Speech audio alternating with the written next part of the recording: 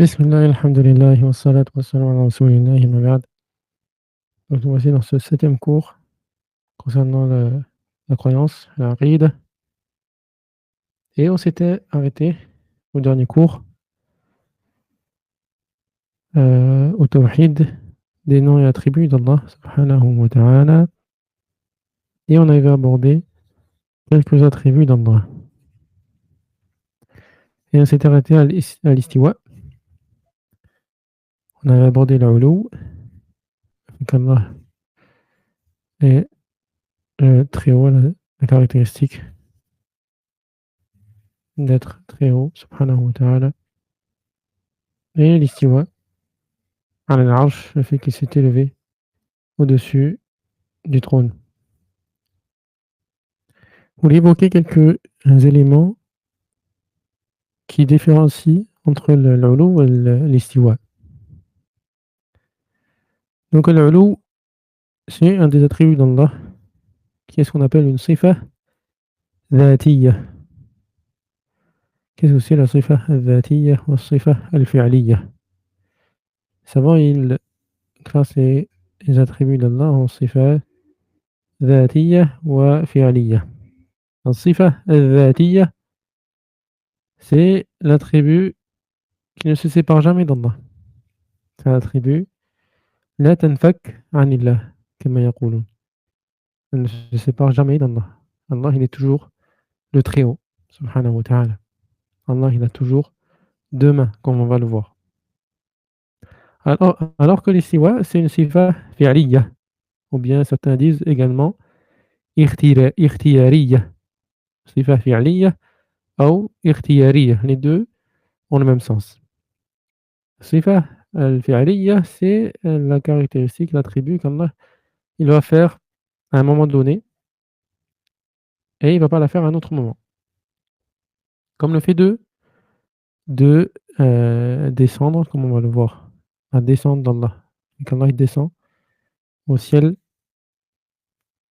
eh bien, ça, c'est une sifa fi'aliyya. Allah, il le fait à un moment donné. De même, l'istiwa. L'istiwa, c'est une sifa fi'aliyya. C'est-à-dire qu'Allah, il a fait à un moment donné l'istiwa. Il l'a fait à un moment donné. Et vous avez également d'autres exemples de ces catégories. Le fait que Allah, par exemple, il parle à un moment donné et il ne parle pas à un autre moment. Donc Allah, le kalam, c'est une sifa qui est fi'aliyya. Et les savants précisent que sur le plan de la base de l'attribut, le kalam, la parole, eh bien ça c'est une sifa qui est dhatiyya. Là, il a toujours été caractérisé par la parole. Donc la base de l'attribut, c'est il a toujours été Allah, il a toujours été avec cet attribut-là. Mais les différentes paroles qu'Allah a eues, ça c'est des choses qui ont été à un moment donné, à un autre moment. Donc c'est lié à la volonté d'Allah. Quand Allah il veut, il parle et il dit ce qu'il veut, subhanahu wa ta'ala. Donc la première différence entre al-ulu et l'istiwa, al-ulu, c'est une sifa qui est dhatiyya. C'est une sifa qui est dhatiyya. La tanfak anillah, elle ne se sépare jamais d'Allah. Allah, il est toujours le Très-Haut, subhanahu wa ta'ala. Et même quand il descend, nuzul, yanzilu ila sama'i dunya, au ciel de la terre, au ciel le plus bas, ad-dunya, eh bien, Allah, il reste al-ali. Il a toujours cette caractéristique de l'ulu, subhanahu wa ta'ala. Et l'istiwa, c'est une sifa qui est fi'aliyya. Thumma istawa ala al-arsh. Puis, il s'est élevé au-dessus du trône, à un moment donné. Autre différence entre al-ulu et l'istiwa, al-ulu, c'est une sifa, tout le monde a ça en lui. La raison, elle mène à croire que Allah il est au-dessus de tout, que c'est lui le Très-Haut. Et ça, tout le monde l'a en lui. Et ça fait partie des choses auxquelles les gens qui ont rejeter certains attributs d'Allah, dont le fait qu'il est élevé, que lui, Allah, est élevé au-dessus des cieux, quelque chose qu'ils n'ont pas pu rejeter. Il y a quelqu'un qui disait à quelqu'un qui rejetait justement le fait qu'Allah est au-dessus des cieux, il lui a dit: «Mais laisse tomber tes discussions, ce qu'on a en nous, ce qu'on trouve en nous, ce qu'on ressent, le fait que Allah il est forcément au-dessus de tout, subhanahu wa ta'ala, il est le très haut. On ne peut pas le rejeter». Donc c'est pour ça on dit, c'est une sifa qui est aqliyya wa naqliyya. Naqliyya, c'est une sifa qui a été rapportée dans les textes. Al-naql, ce qui a été rapporté, donc il est dans les textes. Et l'aql, c'est la raison, c'est-à-dire que cet attribut-là, la raison, elle nous mène à y croire. Même la personne qui ne connaît rien, quand elle va vouloir invoquer Allah, quand elle va vouloir se tourner vers le Créateur, même si elle ne connaît rien d'Allah, elle va se tourner vers le haut. Elle va lever les mains au ciel. Car c'est une sifa qui est aqliya. Alors que l'istiwa, c'est une sifa qui est purement naqliya, hein, qui est purement liée au texte. Elle n'est pas liée à la raison. La raison ne va pas mener à avoir cela en soi, de croire que Allah il s'est élevé au-dessus du trône. C'est vraiment purement quelque chose qui a été rapporté dans les textes et on y croit parce que ça a été rapporté dans les textes. La dernière différence que je vais citer, le fait que al-ulu, c'est une sifa qui est amma, c'est une sifa qui est générale. Hein, c'est une sifa qui englobe toute chose. Allah, il est au-dessus de toute chose. Et l'istiwa, c'est une sifa qui est khassa, qui est spécifique. C'est le fait qu'il s'élève de manière spécifique au-dessus du trône, de son trône. Donc c'est ça la spécificité ici. Al-ulu, c'est Allah le fait qu'il est au-dessus de toute chose. Toute chose. Et l'istiwa, c'est un ulu khas. C'est le fait qu'il est élevé au-dessus du trône. Donc, c'est spécifique au trône. On ne peut pas dire qu'Allah istawa ala kulli shay. On ne peut pas dire ça. Ce qu'on va dire, c'est que Allah istawa ala al-arsh. Voilà les quelques différences qu'on peut citer entre le ulu et l'istiwa. Et on poursuit donc avec sifat al-nuzul. قال النبي صلى الله عليه وسلم: ينزل ربنا تبارك وتعالى كل ليلة إلى السماء الدنيا. Donc Allah, notre Seigneur, il descend toutes les nuits. Hein. Chaque nuit, il descend, notre Seigneur, au ciel de la terre, de la dunya, au ciel le plus bas. حين يبقى ثلث الليل الآخر. Au moment où il ne reste que le tiers de la nuit, le dernier tiers de la nuit. يقول من يدعوني فأستجيب له. Et Allah, il dit à ce moment-là, qui c'est qui m'invoque afin que je l'exauce? فأستجيب له. من يسألني فأعطيه. Qui me demande afin que je lui donne? من يستغفرني فأغفر له. Qui me demande pardon afin que je lui pardonne. Ça c'est un hadith. Alhamdulillah, هذا من توفيق الله. Et qu'on voit ce hadith après Ramadan. Et il nous éveille sur le fait que on ne doit pas délaisser les actes qu'on a fait pendant Ramadan. Certes, il y a des efforts qui sont supplémentaires, qui ne sont pas dans d'autres moments.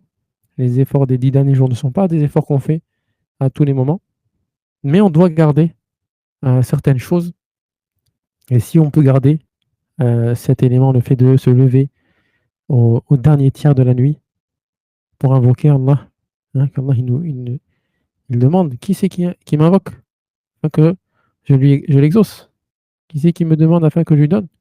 Qui c'est qui me demande pardon afin que je lui pardonne? C'est vraiment, on doit saisir ce moment-là. C'est vraiment un grand moment où le serviteur, il est vraiment entre lui et son Seigneur. Et l'invocation, elle est vraiment très importante à ce moment, il ne faut pas la délaisser. Essayez d'avoir un moment de prière et un moment d'invocation à ce moment-là. Et donc nuzul ici, فنقول الشيخ dit إن الله عز وجل ينزل كما جاء في الحديث. Allah, il descend, comme c'est rapporté dans le hadith, على الوجه اللائق به, hein, de la façon qui lui convient. وليس كنزول المخلوقات. Et ce n'est pas comme la descente des créatures. Et ça, c'est vraiment très, très important. Et c'est facile à dire. Mais il y a des gens qui vont avoir des ambiguïtés, qui vont faire des analogies, vont se dire, mais s'il descend au dernier tiers de la nuit, dans le monde entier, c'est le dernier tiers de la nuit. Il n'y a pas un moment sur Terre où c'est pas le dernier tiers de la nuit. Là, tu commences à rentrer dans l'analogie.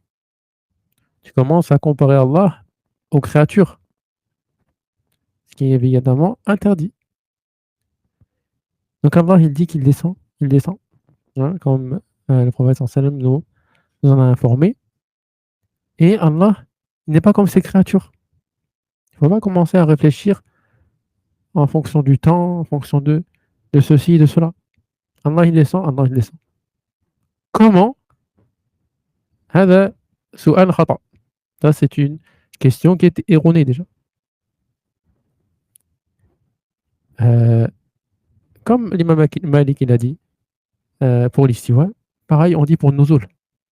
النزول غير مجهول. غير مجهول, c'est pas inconnu. النزول, on connaît le fait de descendre. والكيف غير معقول.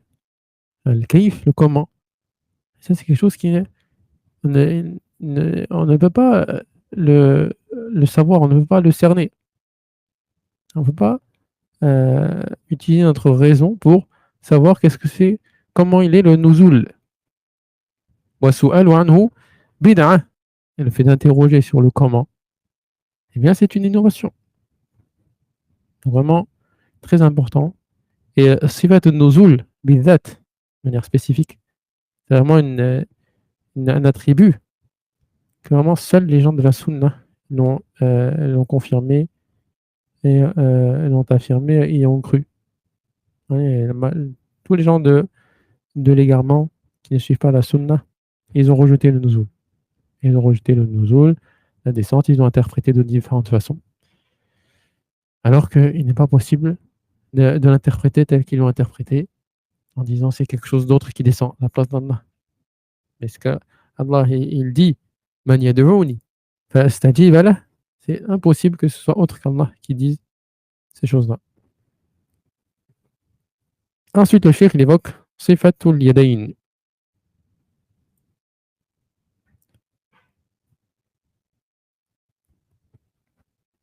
Sifatul Yadayn, donc l'attribut d'avoir les deux mains. Et qu'Allah, il a les deux mains. Qala ta'ala Bal yadahu mabsutatan. Bal yadahu mabsutatan. Ces deux mains sont largement ouvertes dans le fait de donner. Allah, il donne tout le temps, subhanahu wa ta'ala. وقال النبي صلى الله عليه وسلم يقبض الله الأرض. Allah, il va prendre la terre, hein, il va prendre dans sa poignée. Al-qabd, al-qabda, c'est la poignée. Donc Allah, il va prendre la terre dans sa poignée. Ce qui nous montre l'immensité d'Allah subhanahu wa ta'ala. ويطوي السماوات بيمينه. Il va plier les cieux avec sa main droite. Subhanahu wa ta'ala. C'est vraiment, ça nous fait vraiment, ça nous amène à la crainte d'Allah subhanahu wa ta'ala. Et à considérer l'immensité d'Allah subhanahu wa ta'ala. ثم يقول أنا الملك. Et Allah il dit ensuite, je suis le roi. أين ملوك الأرض. Où sont les rois de la terre? C'est un hadith énorme qui nous montre qu'Allah, il a l'attribut qui est les deux mains. On a aussi al-yamin, le fait que Allah, il a la main droite. Et l'autre main, al-rajih, pour aller directement au but, l'autre main, nous savons diverger à savoir est-ce que on l'appelle la main gauche ou pas, il y a une version où la main gauche a été rapportée. Les grands spécialistes du hadith ont dit que cette version-là n'est pas authentique. Et ceux qui l'ont authentifié, ils ont dit que Allah il a la main gauche, même si la main gauche, ça ne veut pas dire que c'est une main qui est plus faible ou qui est une main qui a des défauts, etc. Bien sûr, Allah, il est parfait et ses deux mains sont parfaites, subhanahu wa ta'ala. Et ce qui est plus correct, c'est que Allah, il a une main droite et l'autre main, on appelle l'autre main. Biyadihi al-ukhra. Biyadihi al-ukhra. هذا هو الصحيح. فنقول إن الله عز وجل له يدان حقيقيتان. Donc il a vraiment deux mains. Allah. على الوجه اللائق بعظمته وكماله. Selon ce qui convient à son immensité et sa perfection. وليست مثل أيادي المخلوقين. Et ce n'est pas comme les mains des créatures. Toujours, le cheikh il évoque cela parce qu'il y a des gens qui ont rejeté cet attribut, hein, le fait qu'il ait deux mains. Pourquoi? Parce que ils ont dit, moi je connais que les mains des créatures. Donc si je confirme cela, ça veut dire que Allah il a une main comme les mains des créatures. Évidemment, ça c'est faux. La personne qui dit ça, elle ne dit pas ça pour tous les attributs d'Allah. Et même si elle disait ça pour tous les attributs d'Allah, elle ne dirait pas ça pour Allah lui-même. Le fait qu'Allah il existe. La personne ne peut pas le rejeter. Mais est-ce que l'existence d'Allah elle est comme l'existence des créatures? Évidemment, cette personne-là qui rejette ses attributs, elle va dire non, c'est pas l'existence d'Allah n'est pas comme l'existence des créatures. Eh bien, de même. Pourquoi tu n'arrives pas à dire la même chose pour tous les autres attributs d'Allah subhanahu wa ta'ala? Parce que tu as une maladie qui s'appelle la maladie du tamthil. Tu fais ressembler à Allah. Et que tu entends un attribut, la ressemblance te vient à l'esprit. C'est une maladie. Demande qu'Allah nous en préserve. Ensuite, sifat al-wajh. Un attribut, le visage. قال عز وجل ويبقى وجه ربك ذو الجلال والإكرام. Il va rester le visage de ton Seigneur, ذو الجلال, qui est plein de majesté. Al-Jalal, Al-Jalal c'est l'immensité, la majesté. Wal-Ikram, c'est de la noblesse. C'est vraiment un visage qui est noble. Et ici, Dhu, c'est la caractéristique du visage. Dhul Jalali wal Ikram. Et à la fin de la sourate Ar-Rahman, ces caractéristiques sont les caractéristiques d'Allah. Dhul Jalali wal Ikram. Et ici, c'est les caractéristiques du visage. Wa yabqa wajhu rabbika. Il va rester le visage de ton Seigneur. وقال النبي صلى الله عليه وسلم حجابه النور. Son voile est de lumière. C'est la lumière. لو كشفه لأحرق سبحات وجهه ما انتهى إليه بصره من خلقه. Donc, s'il dévoile son voile, subhanahu wa ta'ala, la beauté de son visage va brûler les créatures jusqu'à là où sa vision s'arrête. Évidemment, Allah, il voit toutes ces créatures, donc ça brûlera toutes ces créatures. C'est un hadith énorme qui montre que Allah, il a un visage. Ça confirme également le fait qu'Allah, il a un voile et que c'est un voile de lumière. Dans un autre hadith, c'est un voile de feu. Hijabun nar. Et ça nous montre aussi que c'est un visage qui est extrêmement beau. Et le croyant, qui sait qu'Allah il a un visage, mais il va tout faire pour le voir. Il va faire toutes les actions possibles pour voir ce visage. Et le prophète sallallahu alayhi wa sallam, il a évoqué dans le hadith Innakum satarawna rabbakum yawm al-qiyamah. Vous allez voir votre Seigneur yawm al-qiyamah. Kama tarawna al-qamara laylat al-badr, comme vous voyez la lune. Et comme vous voyez la lune, c'est-à-dire sans aucune difficulté. La tudammuna fi ru'yatihi. Aucune difficulté à voir la lune. Et on ne se bouscule pas, on ne se monte pas les uns sur les autres pour voir la lune. Eh bien, on verra Allah avec la même facilité.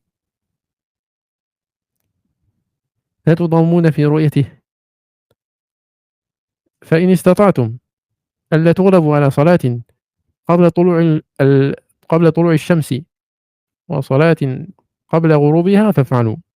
Donc si vous avez la possibilité de ne pas être dépassé par le fait de prier avant le lever du soleil, c'est-à-dire le fajr, et avant son coucher, c'est-à-dire al-asr, alors faites-le. Donc ici, on a l'indication que le fait d'être attentif à l'exécution de ces deux prières, al-fajr ou al-asr, eh bien, c'est des causes pour qu'on puisse voir le visage d'Allah subhanahu wa ta'ala. Et on voit le lien très fort, comme les savants disent, entre la prière et sa préservation et le fait d'avoir de la récompense de voir le visage d'Allah. Et vous avez dans certaines invocations, à la fin de la prière, à la fin du tashahhud, وَأَسْأَلُكَ لَذَّةَ النَّظَرِ إِلَى وَجْهِكَ. Je te demande le plaisir de voir ton visage. Vraiment, كما يقول العلماء أعظم النعيم الجنة. C'est le plus grand des bienfaits du paradis, le fait de voir Allah, le visage d'Allah subhanahu wa ta'ala. نسأل الله من فضله. فنقول إن الله عز وجل له وجه حقيقي. Allah, il a un visage, il a réellement un visage. على الوجه اللائق بعظمته وكماله. Selon ce qui le convient à son immensité et sa perfection. وليس مثل وجوه المخلوقين. Et ce n'est pas comme les visages des créatures. Toujours on précise, pour ceux qui ont une maladie dans le cœur, qui traitent les gens de la sunna, de personnes qui font ressembler Allah à ces créatures, du fait qu'ils confirment les attributs d'Allah. Parce qu'ils ont une maladie, la maladie de la ressemblance, de faire ressembler les attributs d'Allah aux créatures. Donc ils disent que les gens de la sunna, qui confirment, et qui affirment, et qui croient aux attributs d'Allah, ils les traitent de personnes qui font l'anthropomorphisme, qui font ressembler Allah à ses créatures. Alors que c'est eux qui tombent dans cette chose-là. Et ils fuient en reniant les attributs d'Allah. Donc évidemment, les gens de la sunna sont bien loin de cela. Ils ont des textes auxquels ils s'accrochent, et ils confirment ces textes, ils croient en ces textes, et ils les comprennent tels qu'ils doivent être compris. C'est-à-dire que ces attributs sont confirmés et n'appliquent pas de ressemblance aux créatures. Ensuite, sifatul aynayn. Sifat al-aynayn. C'est qu'Allah a deux yeux. قال عز وجل فإنك بأعيننا. Tu es sous nos yeux. وقال النبي صلى الله عليه وسلم إن ربكم ليس بأعور. ليس بأعور. أعور, qu'est-ce que ça veut dire? أعور, c'est quelqu'un qui a deux yeux, dont un avec lequel il ne voit pas. Pourquoi le prophète sallallahu alayhi wa sallam il a dit cela? Parce qu'il va y avoir Ad-Dajjal, dont vous avez sûrement entendu parler. Ad-Dajjal, Al-Masih Ad-Dajjal, celui qui est le grand menteur, qui va prétendre à un moment donné être le Seigneur. Il va prétendre être le Seigneur des gens. Et le prophète sallallahu alayhi wa sallam il a évoqué quelque chose de très simple. Allah, il est parfait. Il n'a pas de défaut. Ad-Dajjal, il est A'war. Il a deux yeux et un qui ne marche pas, avec lequel il ne voit pas. Contrairement au passage, aux représentations faites du Dajjal avec un œil. Souvent, il est représenté comme ça. Qu'un œil c'est faux. Le Dajjal, il a deux yeux. Un qui ne marche pas, un qui ne fonctionne pas. Un avec lequel il ne voit pas. Et ça, c'est impossible que ce soit Allah. Allah, il a deux yeux. On dise qu'Allah, il n'est pas awar, ça veut dire qu'il a deux yeux. Ça confirme les deux yeux et ça confirme les faits que les deux yeux sont parfaits. Il voit avec ses deux yeux.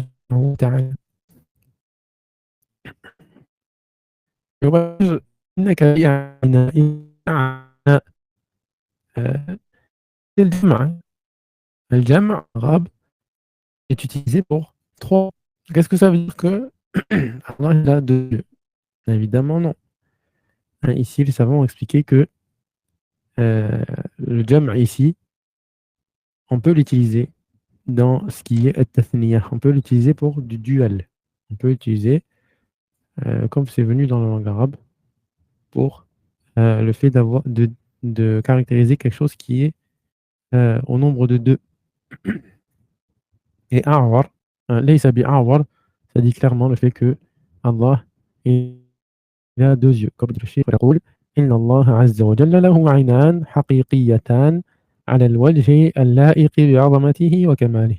Donc Allah il a vraiment, réellement deux yeux euh, selon ce qui convient à son immensité, à sa perfection. وَلَيْسَتَا مِثْلَ أَعْيُنِ الْمَخْلُوقِينَ. Et elles ne sont pas comme les yeux des créatures. Donc ça, c'est des sifat, sifat al-wajh, sifat al-aynayn, sifat al-yadayn.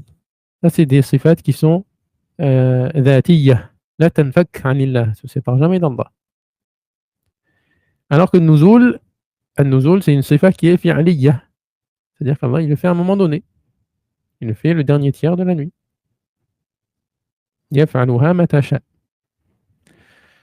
صفة الغضب, صفة الغضب, le fait qu'Allah se met en colère. قال عز وجل ومن يقتل مؤمنا متعمدا فجزاؤه جهنم خالدا فيها وغضب الله عليه. Celui qui tue un croyant de manière volontaire,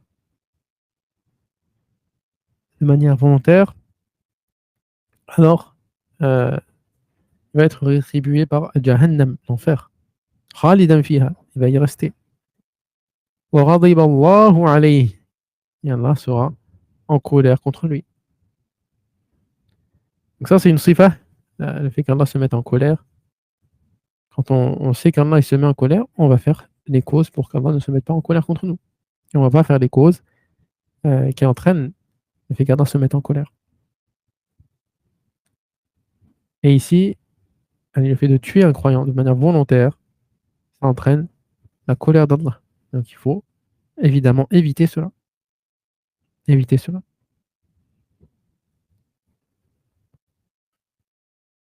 وقال النبي صلى الله عليه وسلم لما قضى الله الخلق كتب في كتابه فهو عنده فوق العرش إن رحمتي غلبت غضبي. Quand Allah a terminé la création, كتب في كتابه, il a écrit dans son livre, فهو عنده فوق العرش, il est auprès de lui au-dessus du trône. إن رحمتي غلبت غضبي, ma miséricorde a dépassé ma colère. Alhamdulillah. On remercie Allah du fait de ses attributs parfaits, du fait que sa miséricorde est plus grande que sa colère. Subhanahu wa ta'ala. Il n'y a vraiment qu'une personne qui est shaqiyya, qui ne va pas être atteinte par la miséricorde d'Allah subhanahu wa ta'ala, yawm al-qiyamah. Ça amène à l'espoir. Hein, ce hadith, il apporte de l'espoir. Le fait de ne pas se reposer sur l'espoir, évidemment, puisqu'il y a le ghadab. Le ghadab est cité dans le hadith. Walakin, la personne, elle ne perd pas l'espoir. Elle ne perd pas l'espoir. Et même après Ramadan, on a des facilités dans l'adoration. Parfois, on a de la tristesse. On faiblit après Ramadan. Ça nous apporte le réconfort et ça nous remotive. Ça nous remotive au fait d'agir. فنقول, alors on dit الله عز وجل يغضب غضبا حقيقيا إلى آخر ما ذكرناه. Donc Allah, il se met réellement en colère. إلى آخر ما ذكرناه. Ensuite, صفة الرضا, صفة الرضا, fait qu'Allah il agrée, agrément. قال عز وجل رضي الله عنهم ورضوا عنه. Allah il les a agréés et ils ont agréé Allah. comme divinité, comme Seigneur, subhanahu wa ta'ala. وقال النبي صلى الله عليه وسلم أعوذ برضاك من سخطك. Je cherche protection auprès de ton agrément contre ta colère. L'Aouz ici, il est autorisé de demander de la protection avec leur sifa. Il n'est pas autorisé d'invoquer leur sifa. Et ici, le fait de demander la protection est autorisé, hein, et c'est rapporté dans plusieurs textes, le fait de demander la protection par la sifa. Par la sifa. Mais le fait d'invoquer la sifa en elle-même, ya rahmatallah, etc., non, ça c'est pas autorisé. Ce qu'on voit dans ces deux hadiths, hein, inna rahmati ghalabat ghadabi, a'udhu bi ridaka min sakhatik, comme certains savants disent que il y a des attributs qui sont plus larges que d'autres. Il y a des attributs qui sont plus larges que d'autres, qui sont plus immenses que d'autres. Et donc, le croyant, quand il sait qu'Allah il agrée, eh bien, il va faire les causes pour avoir l'agrément d'Allah. On n'étudie pas les attributs de manière jamida, juste comme ça, pour savoir. Non, chaque attribut, il va nous mener à agir. Il va nous mener à agir. Conséquence. Rida, on va la chercher.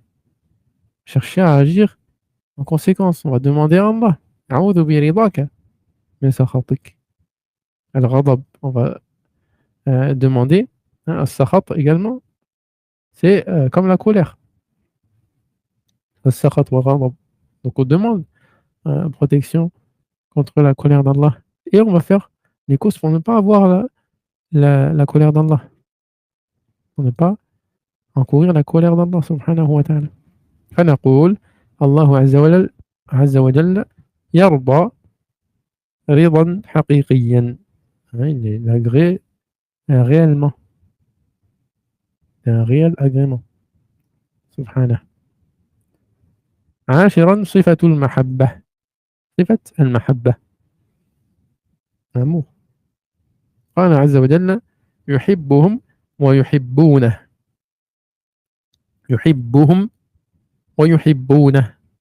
يحبهم الله. يحبهم ويحبونه, eux ils aiment aussi Allah سبحانه وتعالى. وقال النبي صلى الله عليه وسلم إن الله إذا أحب عبدا نادى جبريل. Si Allah il aime un de ses serviteurs, il aime un serviteur, نادى جبريل, il appelle Jibril. الحديث il se poursuit sous ces termes. فقال إني أحب فلانا. Allah il dit à Jibril, subhanallah, ça nous motive vraiment au fait de chercher tout ce qui est possible pour obtenir l'amour d'Allah. Allah il va t'évoquer. فقال إني أحب فلانا. أحب فلانا, il l'appelle, il le nomme. فأحبه, j'aime un tel, alors aime-le. Il dit à Jibril, aime-le. قال فيحبه جبريل. Directement, subhanallah. Ça, c'est vraiment l'obéissance immédiate. ثم ينادي في السماء. Puis il appelle, hein, dans le ciel. فيقول إن الله يحب فلانا. On le nomme dans le ciel, subhanallah. On dit aux gens du ciel, hein, aux anges, Allah il aime un tel. فأحبوه, alors aimez-le. ويحبه أهل السماء. Alors les gens du ciel, hein, ceux qui sont au ciel, les anges, ils vont l'aimer. قال فيوضع له القبول في الأرض. Alors il va être, tout le monde va l'accepter sur la terre. On va lui mettre l'acceptation sur la terre. وإذا أبغض, et le hadith il poursuit en disant وإذا أبغض عبدا دعا جبريل فيقول إني أبغض فلانا فأبغضه. Quand il déteste un de ses serviteurs, et ici on a une autre caractéristique d'Allah, le fait qu'il déteste. Al-Burd, C'est également une des sifat d'Allah. Eh bien, il déteste le serviteur, il appelle Jibril et dit, je déteste un tel. Alors déteste-le. Alors Jibril le déteste. Et il appelle les gens du ciel, les anges qui sont au ciel. Il leur dit, Allah, il déteste un tel. Alors détestez-le, etc. Jusqu'à ce qu'il soit détesté sur terre, subhanallah. Qu'Allah nous en préserve. Donc, sifat al-mahabba, thabita, est confirmée également. Sifat al-burud, kadalik. Et il y a d'autres attributs, il y en a beaucoup. C'est juste quelques exemples qu'on voit ici. Et comme j'ai dit, quand on voit les noms et attributs d'Allah, c'est pas juste une connaissance qu'on va en avoir, mais ça va nous emmener à des actes bien particuliers. سؤال سادس وثلاثون تم بهذا الكلام على الأمر الأول من توحيد الأسماء والصفات ونشرع في الأمر الثاني ما معنى إفراد الله بما يختص به من معاني الأسماء والصفات. Donc, avec cela, on a terminé la première chose, la première chose concernant le tawhid des noms et des attributs. Et on commence à aborder le deuxième point. Qu'est-ce que ça veut dire le fait d'unifier Allah par ce qui lui est spécifique euh, des, des sens des noms et des attributs, des sens des al-ma'ani. الجواب الأسماء والصفات لها معنى. Donc les noms et les attributs, ils ont un sens. وهذا المعنى في أصله مشترك بين الله وبين خلقه. C'est ce on avait déjà parlé de cela. Ce sens-là, à la base, hein, sa base, c'est qu'il est commun entre Allah et la créature. فالله يسمع ويبصر. Allah, il entend et il voit. والمخلوق يسمع ويبصر. Et la créature, elle entend et elle voit. وهكذا, etc. إلا أن الله عز وجل يختص بالكمال في هذه المعاني.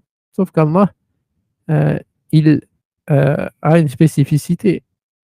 Le fait qu'il a la perfection dans ces sens-là. La perfection dans le sens de ses attributs.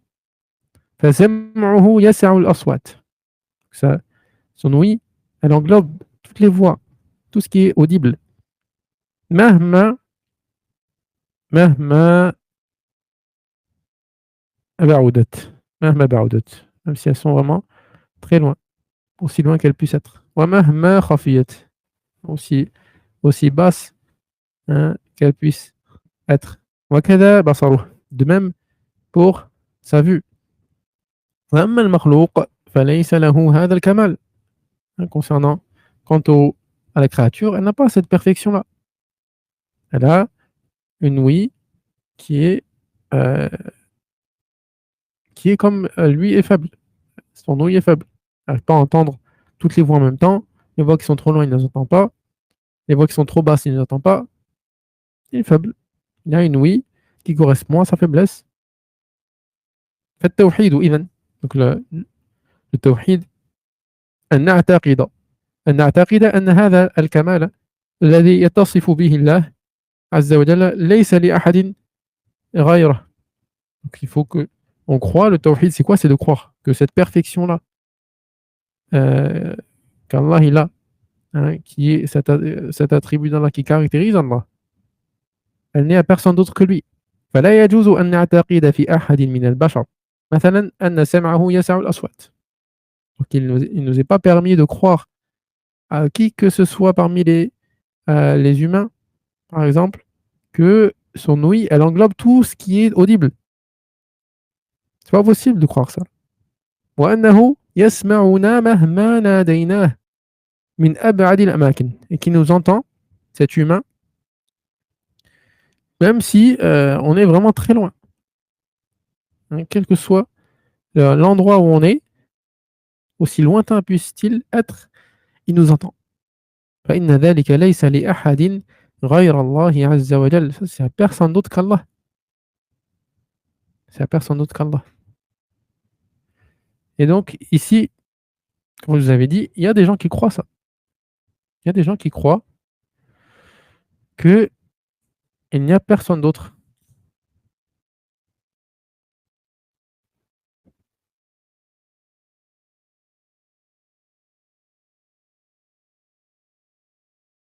Excusez-moi, j'ai pas suivi avec le livre sur l'écran. Mais ce que je vous disais, il y a des gens qui croient cela. Ils croient que certains pieux entendent tout. Certains pieux qui sont dans leur tombe entendent toutes choses.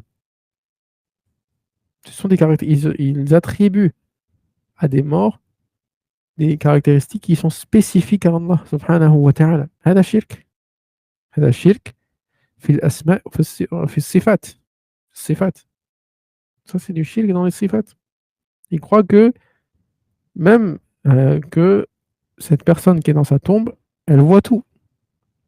Il va aux États-Unis, il va en Amérique, il va en Europe, il va en Asie. Et il croit qu'il est toujours sous l'œil de cette personne-là. هذا شرك. شرك في الصفات. والمؤسف, comme il dit le cheikh, والمؤسف, qui est triste, أن كثيرا من المسلمين يعتقدون هذا الأمر في الأموات من الأولياء. Beaucoup de musulmans, et beaucoup c'est une réalité.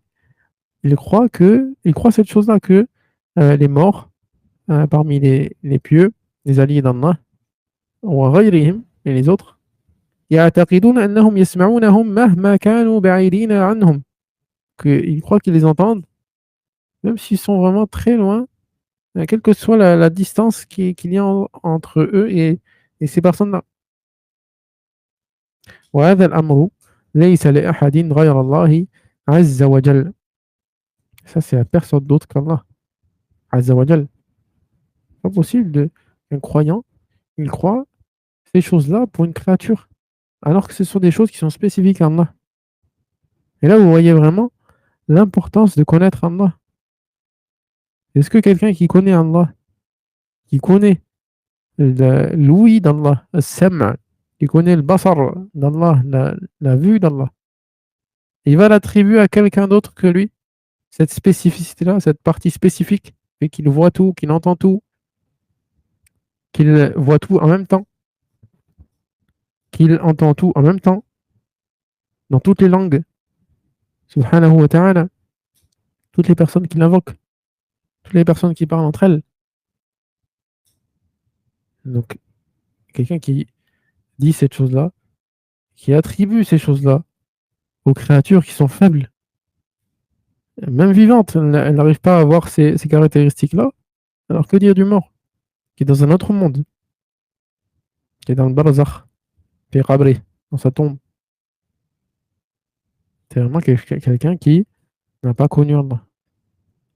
Et donc on remercie Allah de nous apprendre à le connaître, de nous donner les éléments qui nous permettent de le connaître. Les textes du Coran et de la Sunna, fait d'étudier l'Aqidah, qui nous permet d'éviter ces erreurs qui, quand on a étudié, des erreurs qui sont flagrantes. Donc on demande à Allah qui nous rajoute en science et qui nous raffermisse et qui nous évite, qui nous éloigne de toute négligence dans ce qui est la croyance, et en particulier dans le tawhid, et en particulier dans tawhid al-asma wa sifat. On va s'arrêter là, Inch'Allah. Barakallahu fikum. J'espère que vous avez bien compris ce cours. Il n'y a pas de chose qui est difficile ou qui est incomprise. Si c'est le cas, n'hésitez pas à poser vos questions, barakallahu fikum, que ce soit à la fin du cours ou bien en nous envoyant des messages. On vous répond, Inch'Allah. Barakallahu fikum. Allahu a'lam wa salatu wa salam ala nabina Muhammad.